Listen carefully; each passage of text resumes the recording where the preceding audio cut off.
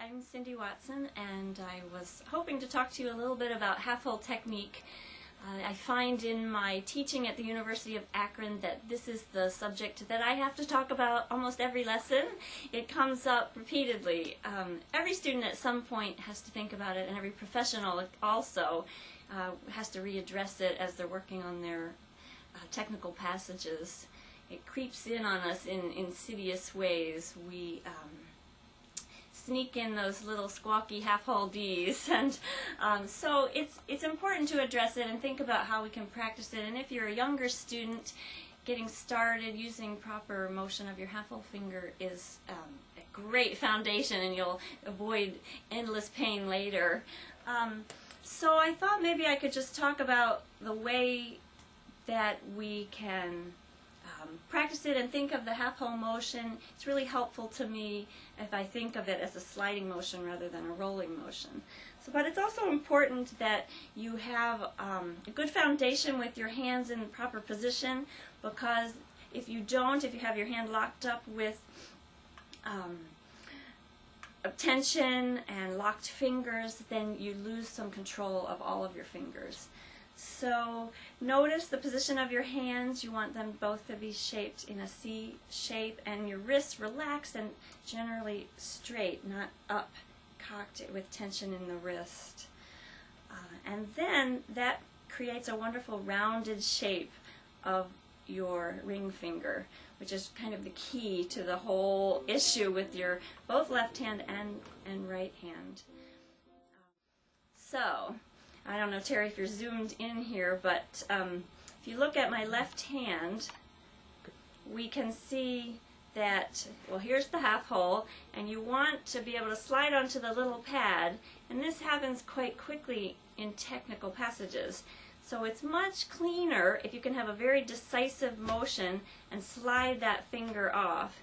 Now, there are players who try to roll this finger, and it's a wonderful idea, and I've never been able to really make that work.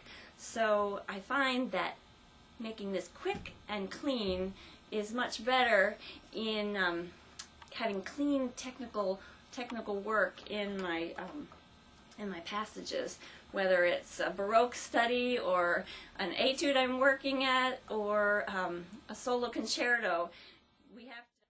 It's a good idea for young players and professionals alike to reassess your half-hole finger as you're working on a solo or just etude material or books, method books, so that you can really evaluate whether it's clean. So you can take a passage and listen to the difference first between a clean half-hole and one that's slightly covered.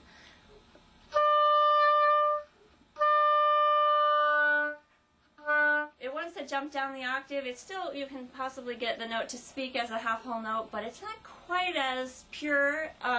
You get a lot of the lower overtones. And in a passage, I don't know if I can demonstrate this, I'll try. It comes out a little squawky. So we're trying to eliminate that from our playing. So the best thing to do is just to slow everything down, and you can use anything to practice this. You can make up your own etude. You can just do what I did, the first three notes of a C major scale, starting on your center C.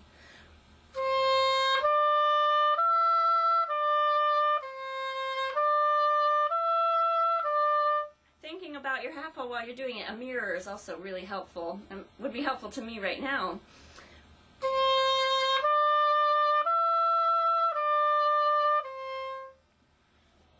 Another thing to be aware of is that your half-hole finger doesn't jump as you're going to and from it, because then you can get an extra little blip in the technique. So really you can take anything, and it's important to practice going to the half-hole notes from different approaches. From low notes,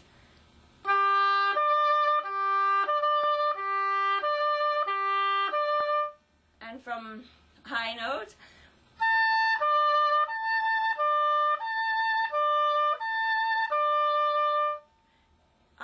and in and out. We also use our half hole for our upper notes.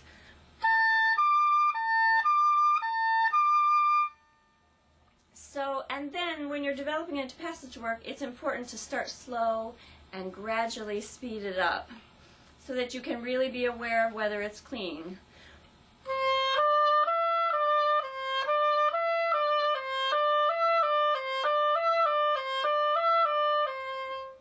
When you're choosing a study to work on this, you can find almost anything in say a Baroque sonata. Find a measure that has repeated approach to a half whole so that you're really exercising the finger to evaluate it. I hope this is helpful and that you can have flawless technique as you're growing your oboe playing.